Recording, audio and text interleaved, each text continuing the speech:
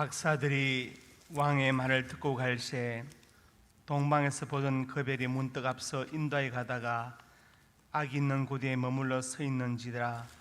그들이 별을 보고 매우 크게 기뻐하고 기뻐하더라. 어두운 세상에 생명의 빛으로 오신 주님을 찬양합니다. 베들레헴의 말구이로 오신 같이 오늘 우리의 마음에도 찾아와 주시옵소서. 우리 인생들을 긍휼히 여겨주시고 죄와 사망의 권세에서 구원하여 주시옵소서. 온 누리에 구주 탄생의 영광이 찬란하게 빛나는 성탄절 아침에 저희 예배를 받아주시고 우리 일평생 삶 동안에 예수님을 전가하는 삶을 살게 하여 주옵소서. 예수님 이름으로 기도드립니다. 아멘.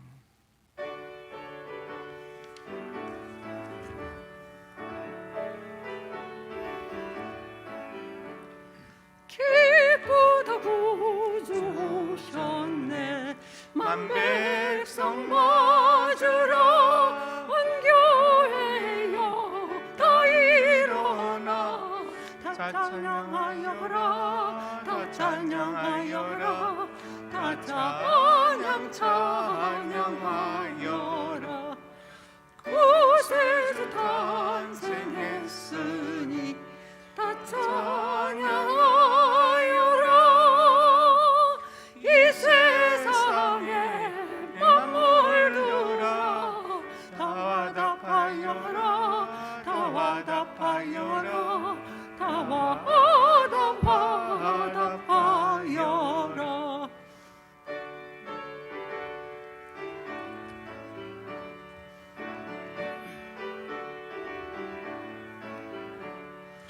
온 세상 죄를 사하려 주 예수 오셨네. 죄와 슬픔 몰아내고 다 구원하시네. 다 구원하시네. 다 구원하시네. 은혜와 진리 되신 주 다 주관하시니 만국 백성 구주 앞에 다 경배하여라. 다 경배하여라. 다 경배하여라.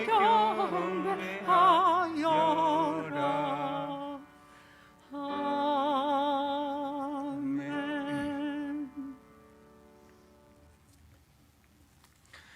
찬송하리로다. 앉으세요. 주 이스라엘 하나님이여 그 백성을 돌보사 속량하시며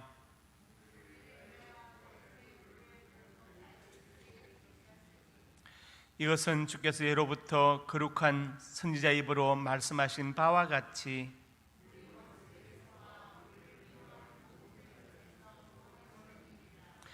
우리 조상을 긍휼히 여기시며 그 거룩한 언약을 기억하셨으니 우리가 원수의 손에서 건지심을 받고 종신토록 주의 앞에서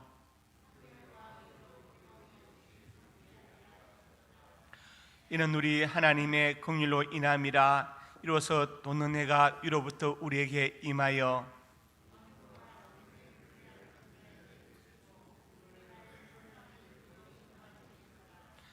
그러므로 주께서 친히 징조를 너에게 주실 것이라.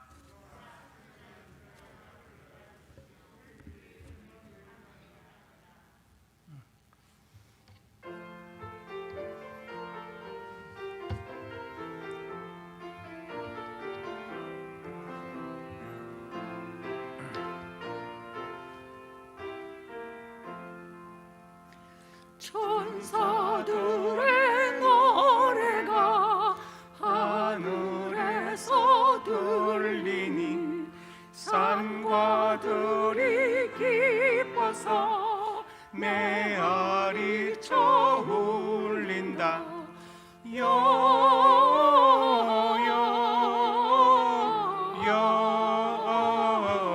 영광을 높이 계신 주께 영광을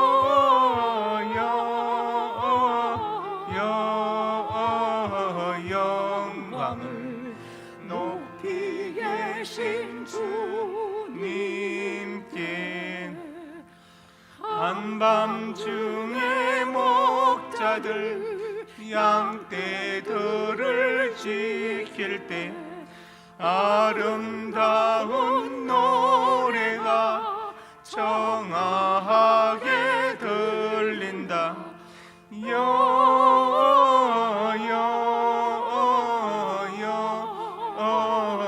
영광을 높이 계신 주께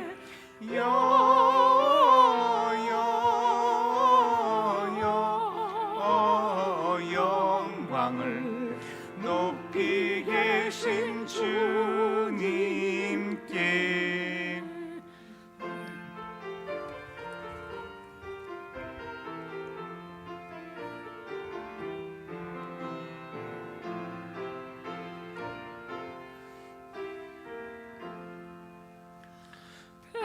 베들레헴 달려가 나시나기 예수께 꿇어 경배합시다. 탄생하신 아기께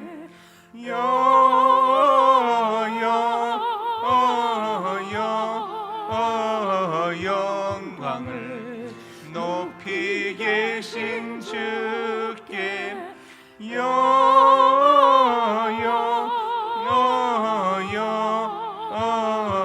영광을 높이 계신 주님께.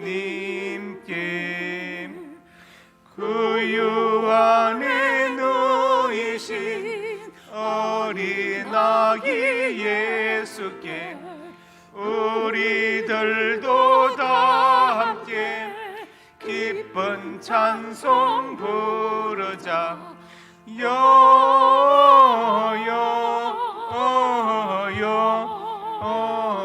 영광을 높이 계신 주께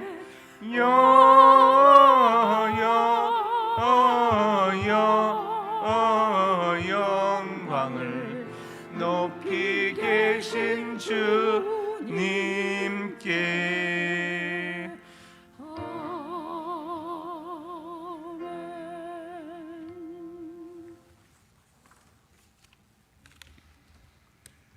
지극히 높은 곳에서는 하나님께 영광이요 땅에서는 기뻐하심을 입은 사람들 중에 평화로다. 코로나19로 인하여 온 세계가 침울하지만 기쁘고 복된 성탄절, 하나님의 사람들이 주님 앞에서 영과 진리로 예배드리며 제사함 받음을 기뻐하게 하시니 감사를 드립니다.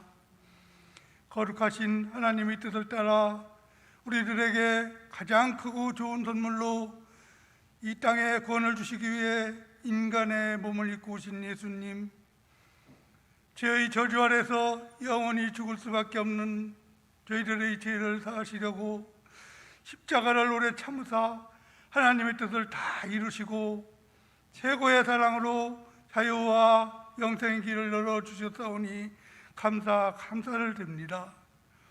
그러나 이 땅에는 아직도 주 예수를 믿어 구원받는 이 길을 알지 못하거나 거부하면서 죄악 가운데서 살아가는 사람들이 많이 있사오니 저희들은 때를 얻든지 못 얻든지 언제 어디서나 주 예수를 전하면서 빛과 소금의 역할을 감당하는 온 성도들이 되게 인도하여 주시옵소서. 이 나라의 민족을 사랑하고 긍휼히 여기셔서 부하고 복되게 살게 하신 주님의 은혜를 알게 하사 대통령과 위정자들이 하나님의 뜻에 맞는 합당한 정치를 하고 베풀고 나누는 경제 속에 사는 온 백성들이 되게 하사 주님이 이 땅에 오신 뜻에 따라 모든 백성이 주 예수를 믿어 구원받게 인도하여 주시옵소서.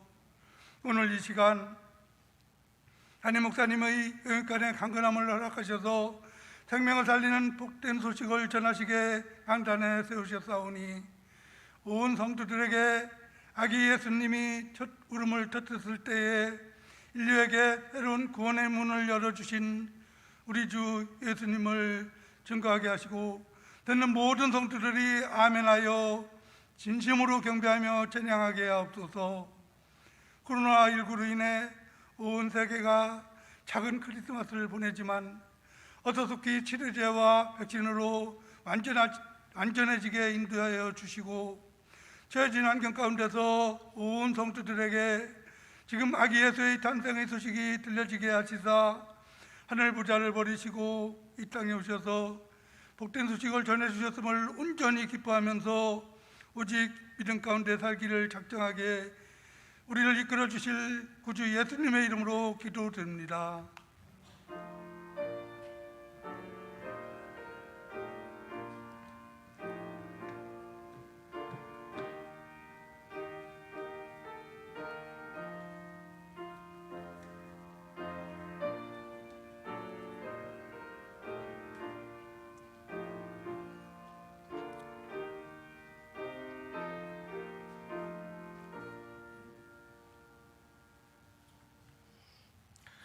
하나님 말씀 신약 성경 마태복음 1장 18절에서 25절 한 절씩 교독합니다. 예수 그리스도의 나심은 이러하니라. 그의 어머니 마리아가 요셉과 약혼하고 동거하기 전에 성령으로 잉태된 것이 나타났더니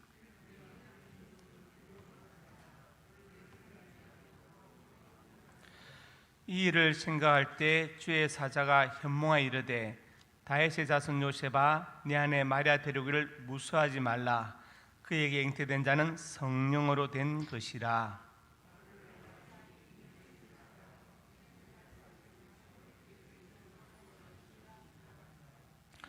이 모든 일이 된 것은 주께서 선자로 하신 말씀을 이루려 하심이니 이러시되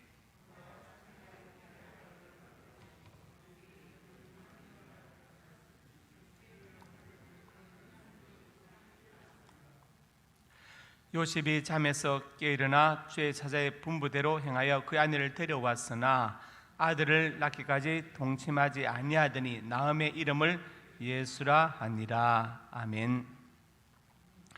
오늘 말씀의 제목은 성탄절을 맞아서 예수님의 탄생은 이렇게 제목을 정했습니다.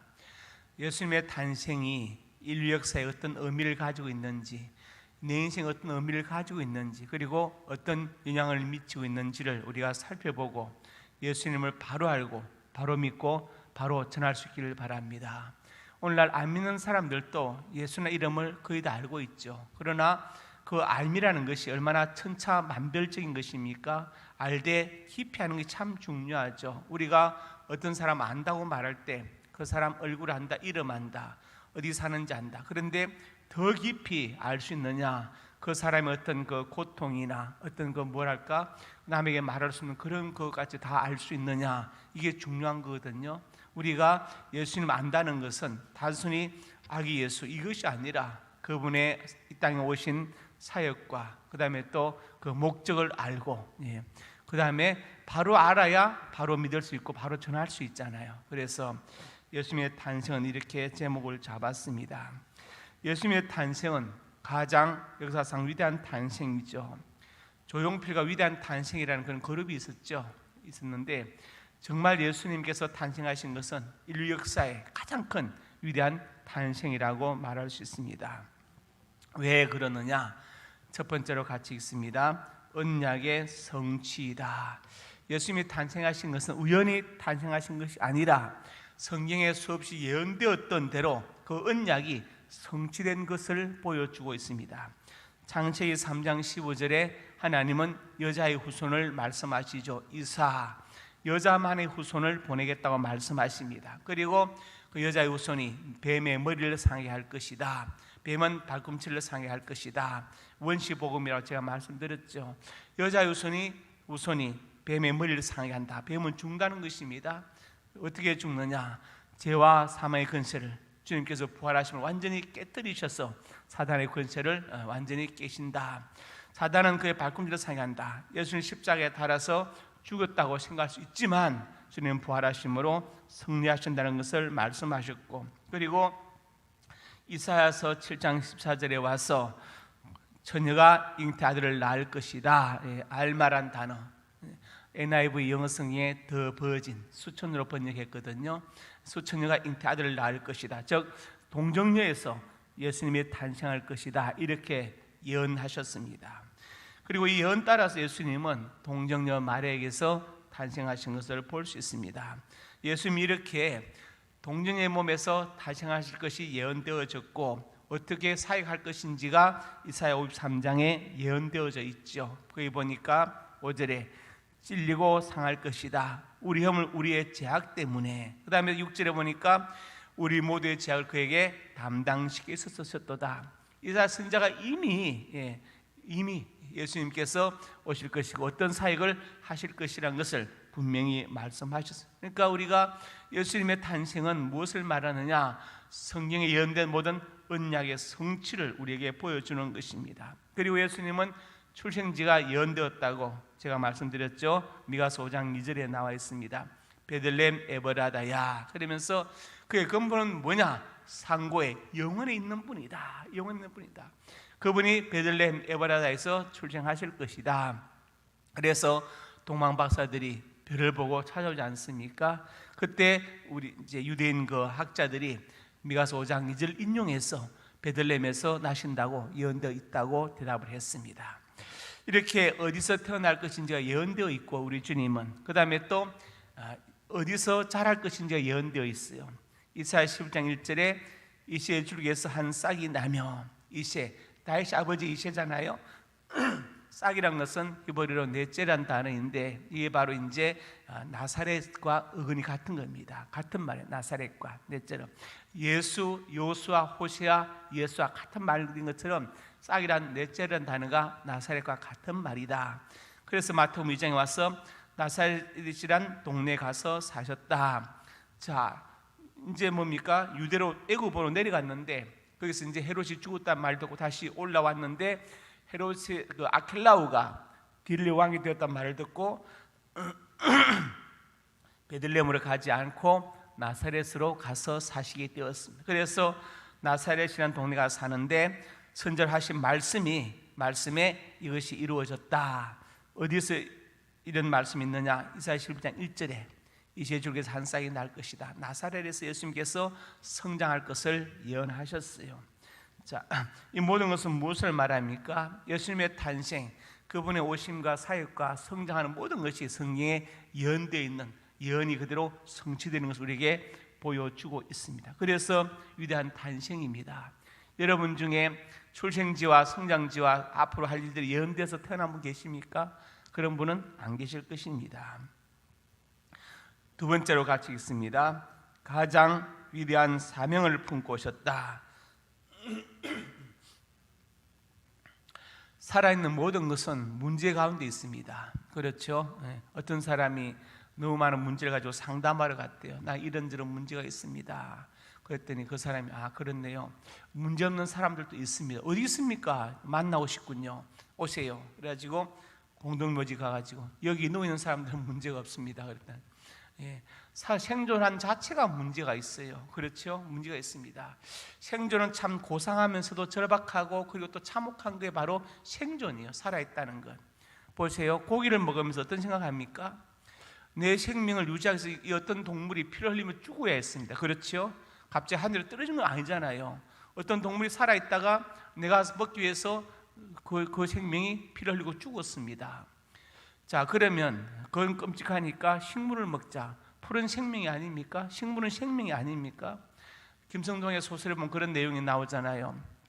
노승이 동자성한테 풀 배우라고 하니까 동자성이 가서 하더니 하나도 못 배웠어. 왜 못 배웠냐? 풀들이 비명을 지르더니 아프다 베지 말라고. 그래서 못 배웠어요. 그래서 노승이 이제 동자성을 방 안에 가둬놓고 선건이로다, 선한 뿌리다 그러면서 뭐가 보이냐고 자꾸 이제 묻는데 바로 그거거든요. 우리가 나를 위해서 내가 고기를 먹을 때 내 생명을 유지하기 위해서 어떤 동물이 피를 흘리고 죽었다. 그럼 식물을 먹으면 되지. 식물은 생명이 아니냐고. 그렇게 생각하면요, 내가 살아있던 자체가 참 이게 무서운 겁니다. 그렇죠?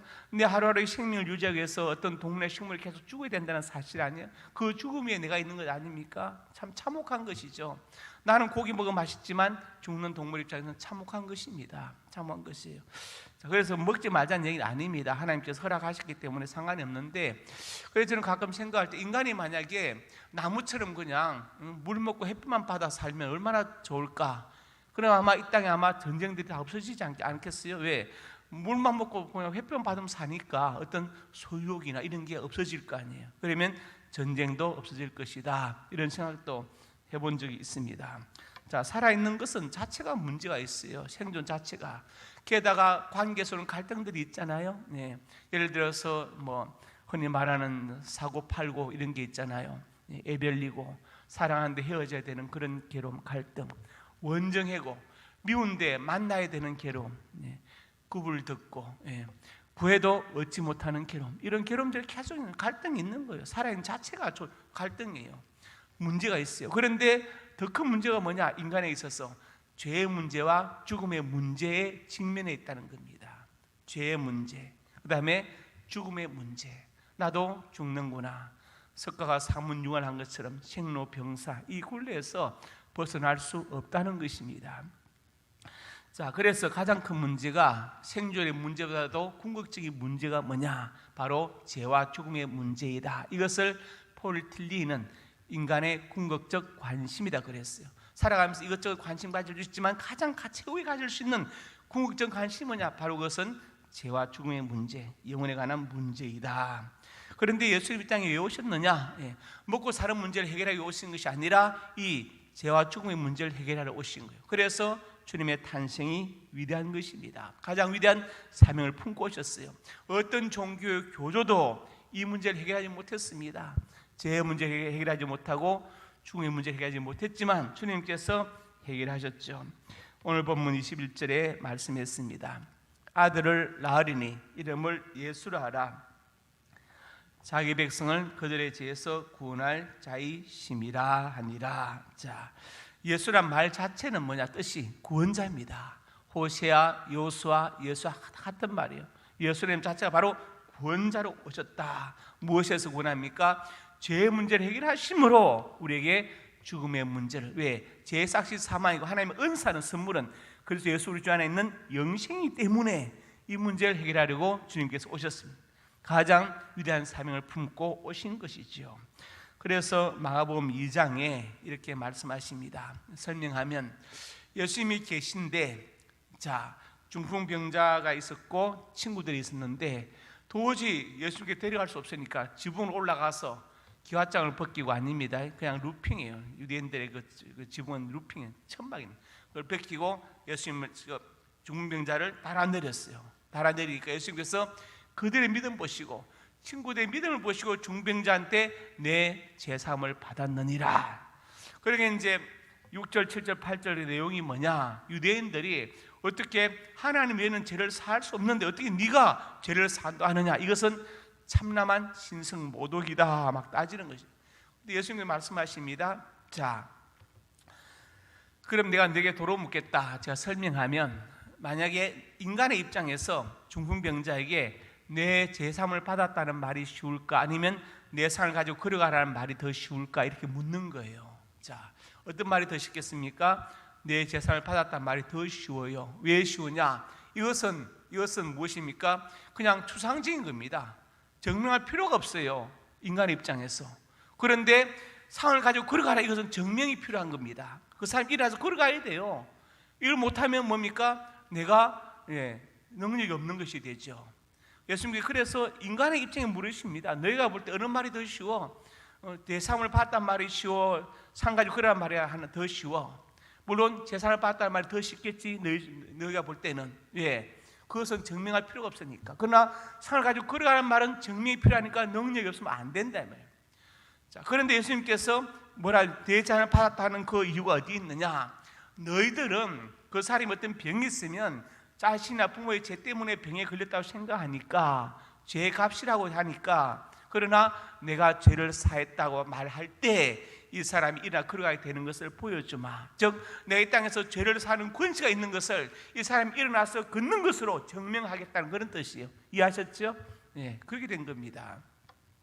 그래서 예수님 어떤 분이냐? 죄를 사는 권세를 가지신 분입니다. 그래서 예수님은 이 죄의 문제와 죽음의 문제를 해결하러 오셨죠. 가장 위대한 사명을 품고 오셨습니다. 자, 세 번째로 같이 있습니다. 기독교의 본질을 보여준다. 서점에 가시면 기독교의 본질이라는 책이 두 권 있어요. 하나는 뭐냐면 하르낙이 쓴 책입니다. 독일의 철학자의 신학자인데 하르낙은 그 책에서 이렇게 말합니다.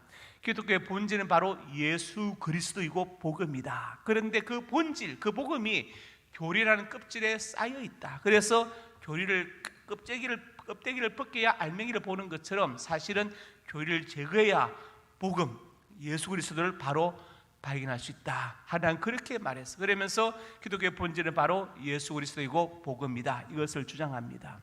또 한 사람 기독교의 본질을 쓴 사람이 있는데 포에르파라는 사람이죠. 이 사람도 철학자인데 이 사람은 1841년에 이 책을 발표했어요. 처음 발표할 때는 가명을 했어요. 왜? 워낙 자기가 이제 욕먹을 게 겁이 났어. 근데 이 포에르파는 어떤 사람이냐? 유물론자입니다. 유물론자. 공산주의가 유물론자이죠. 신의 존재를, 영혼의 존재를 부정하는 것이죠.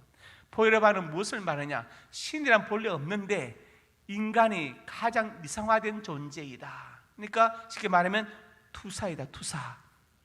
영원히 살고 싶고 전지전능하고 싶은 인간의 욕망이 투사되어서 신을 만들어냈다. 그래서 인간은 자기가 만든 종교 속에서 자기가 만든 신의 노예로 살고 있다. 이제 그러므로 신학은 없어져야 되고 인간학이 돼야 된다. 이렇게 생각하는 거예요. 자유주의 신학자들 대부분이 포에르파의 영향을 받았습니다. 그래서 자꾸 신학은 인간학이다 이렇게 말하고 뭡니까? 그 우상을 깨야 된다고 말하는 것이죠. 자, 그래서 우리가 똑같은 책이지만 책 제목은 같지만 하르낙과 포에르파의 그 기독교의 본질 책 자체는 완전히 다른 것이죠. 하르낙은 기독교의 본질은 예수 그리스도가 바로 생명이다. 그것을 교리랑 껍질로 너무 쌓지 말아라 이렇게 말하고, 포에르파는 기독교의 본질은 뭐냐? 사실은 없는 신을 만들어내놓고 인간이 종교를 만들고 거기에서 그 자기가 만든 신의 노예로 살고 있다고 하는 사람이 포에르파입니다. 자, 기독교의 본질은 그럼 무엇이냐? 본질. 마태복음 1장 24절 본문에 나와 있어요. 읽어봅시다. 보라, 처녀가 잉태 아들을 낳을 것이요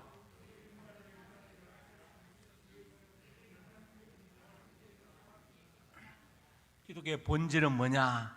우리와 함께 계시는 하나님입니다. 이것이 본질이에요. 자, 성부 하나님, 성자 예수님 보내시고 성령님 지금 우리와 계시고, 기독교의 본질은 우리와 함께 계시는 하나님, 임마누엘 되시는 하나님, 이것이 기독교의 본질입니다. 여러분, 사랑하면 같이 있고 싶죠? 같이 있고 싶죠? 제가 그 선시의 그 12월호에 그 심야노산 천언월 반깊은 수레산에 반달이 떴다.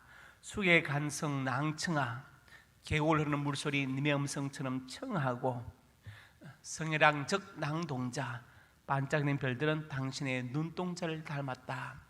연수월 성군시온, 같이 손잡고 저 달과 별들을 바라보고 싶어. 요속세월 부대인, 물처럼 흐르는 세월은 사람을 기다려주지 않지만 세모연정 우일신, 하늘을 보려며 그런종은 더욱 새로우니 거자일소 류선인, 눈에서 멀어지면 마음도 멀어진다는 옛말은 틀린 것 같아. 그렇게 이제 한시를 썼는데, 거기 이제 여러분 오해하시면 안 됩니다.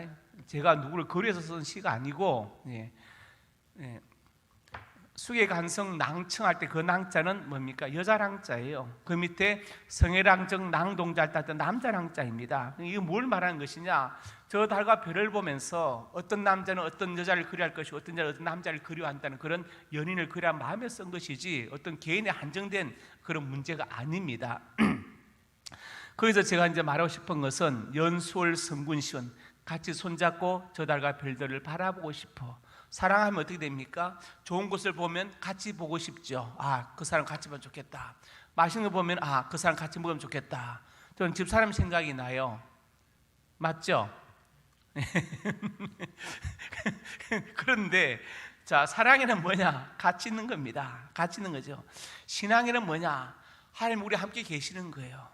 하나님 그러므로 우리에게 당신에 대한 사랑을 보여주시고, 우리가 신앙한다는 것은 무엇을 말하는 것이냐? 하나님과 동행하는 것을 말해요. 이게 기독교의 본질입니다. 자, 그래서 창세기 5장 24절에 이렇게 되어 있죠. 에녹이 하나님과 동행하더니, 동행이 뭐냐면 할라크라는 히브리어 단어는 뭘 말하는 것이냐? 같이 손잡고 걸어가는 거예요. 같이 손잡고 가는 것입니다. 같이 손잡고. 자, 에녹이 300년 하나님과 동행했다. 그럼 에녹의 삶에 항상 좋은 일, 기쁜 일만 있었겠어요? 때로 슬프고 속상한 일이 있겠죠. 그렇지만 에녹은 하나님과 여전히 손을 잡고 동행했다는 거예요. 욥이 그 신앙을 보여줍니다. 그렇게 재산이 다 날아가고 10명의 자식이 다 죽고 온몸에 악창이 나고 부인까지 자기를 저주하지만 욥은 여전히 어떻게 합니까? 하나님과 동행했습니다. 같이 손을 잡고 인생 여정을 갔습니다. 나의 가는 길 오직 그가 아시니 그가 나를 달리하시니 후에 내가 순둥마치 나올 것이다.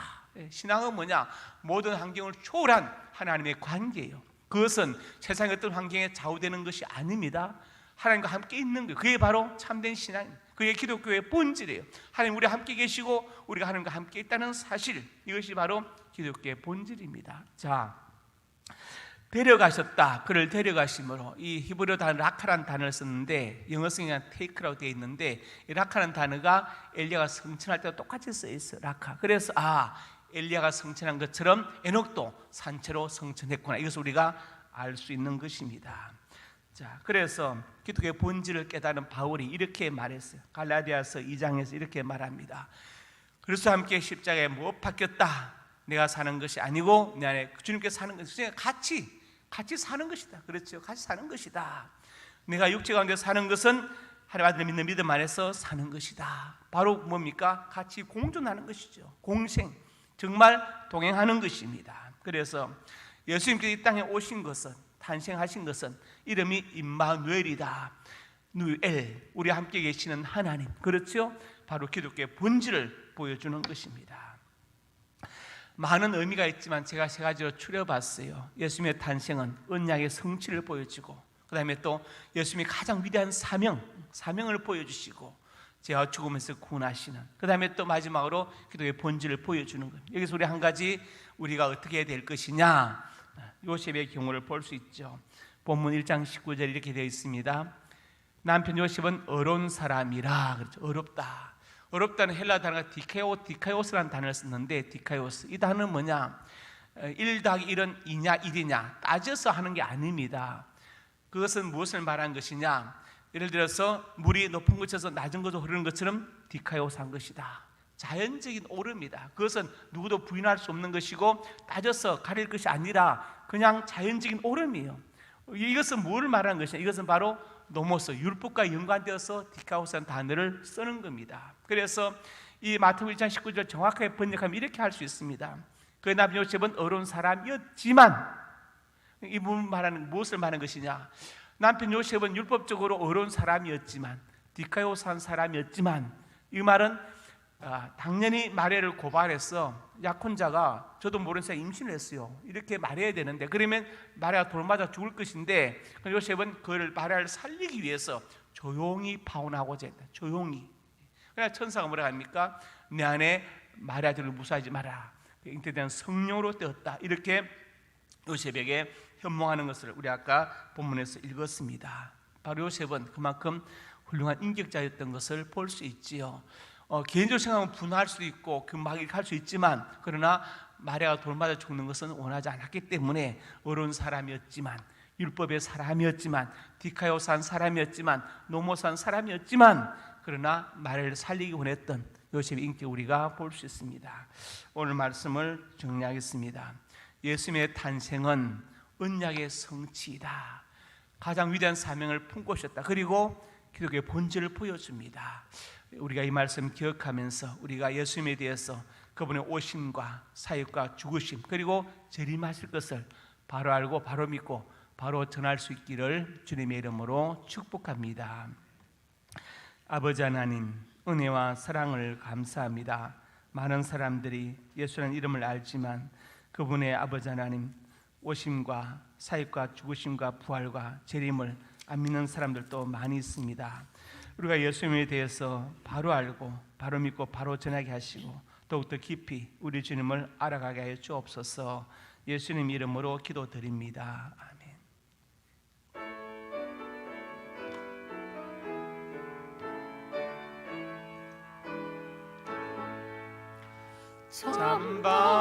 잠반가운 성도여 다 이리 와서 베들레헴 성 안에 가봅시다. 저 구유에 놓이신 아기를 보고 엎드려 절하세 엎드려 절하세 엎드려 절하세 구주 나셨네. 저 천사여 찬송을 높이 불러서 이 광활한 천지에 울리어라. 주 하나님 앞에 영광을 돌려 엎드려 절하세 엎드려 절하세 엎드려 절하세 구주 나셨네.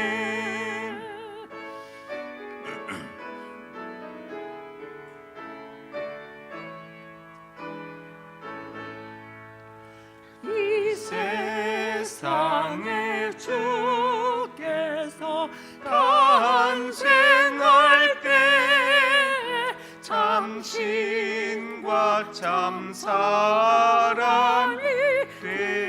되시려고 저 동정녀 몸에서 나시었으니 엎드려 절하세 엎드려 절하세 엎드려 절하세 구주 나셨네.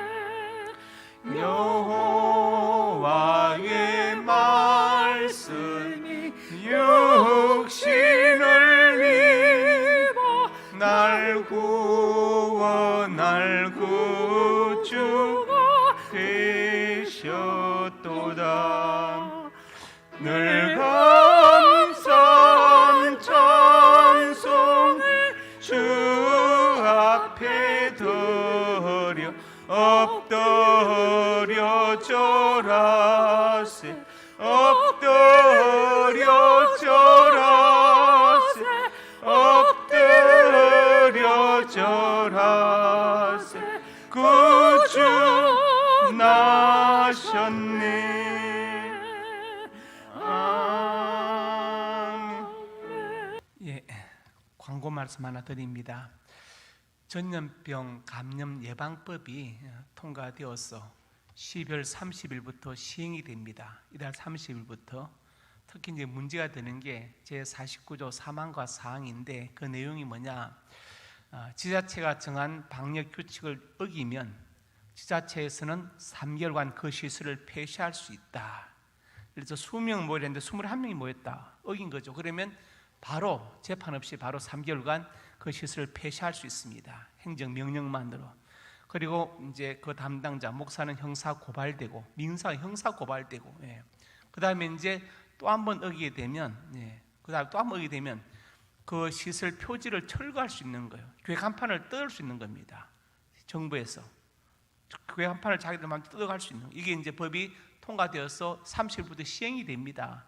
사실 지금 심각한 상태에 와 있거든요. 그래서 이제 기독교계에서 이제 김진홍 목사님하고 김성규 장로님을 대표로 예배자유연대라는 지금 단체가 만들어져서 약한 법이 이제 정말 시행은 30일부터 되지만 이것이 이제 철폐되기를 지금 기도회를 시작했어요. 그리고 한국교회 이건 정말 싸워야 되는 문제다 하고 이제 호소를 하기 시작했습니다. 여러분, 제가 이 말씀 드린 것은 정말 이런 상황에서 공산주의 아니잖아요. 여러분들 정말 교회를 위해서 이 약한 법들이 폐지되기를 기도해 주시길 바랍니다. 우리가 그 예방법을 어기면 안 되죠. 최선을 다해 지켜야 되는데 만약 실수로 만약에 이래서 많이 어겨졌을 경우 어떻게 하느냐. 그때도 이런 그 3개월 동안 시설 폐쇄당하고 두 번째는 교회 간판을 강제로 뜯을 수 있다는 법이 통과되어서 시행된다는 것은 이건 정말 무서운 일입니다. 기도하겠습니다. 아버지 하나님, 은혜와 사랑을 감사합니다. 오늘 성탄절을 맞아서 조촐한 예배를 드리고 동영상을 보았습니다. 내년 성탄절에는 정말 깊은 찬양과 아버지 하나님 또 율동 올려드릴 수 있도록 하나님 역사하여 주옵소서. 악한 법들이 아버지 하나님 시행되는데 하나님 이것을 막아주시옵소서. 도와주시기를 간절히 원합니다. 하나님 또한 기도합니다. 하나님의 사람들이 예물 드렸는데 예물 받으시고 예물 쓰는 곳마다 복음이 증거되게 하여 주옵소서. 저들의 가정과 직장과 사업장 장애들 앞날이 복되게 하여 주시옵소서. 은혜 베풀어 줄 것을 믿습니다. 이제는 우리 주 예수 그리스도의 은혜와 아버지 하나님의 사랑과 성령의 교통하심이 오늘 주신 말씀 아멘으로 받고 예수님의 탄생이 언약의 성취이며 그 주님이 가장 위대한 사명을 품고 오셨음을 알고 우리와 함께 계시는 하나님 기독교의 본질을 발견하여 우리 예수님을 바로 알고 바로 믿고 바로 전하기 원하는 사랑하는 하나님의 사람들 머리 위에 이제부터 영원토록 함께 있을지어다. 아멘.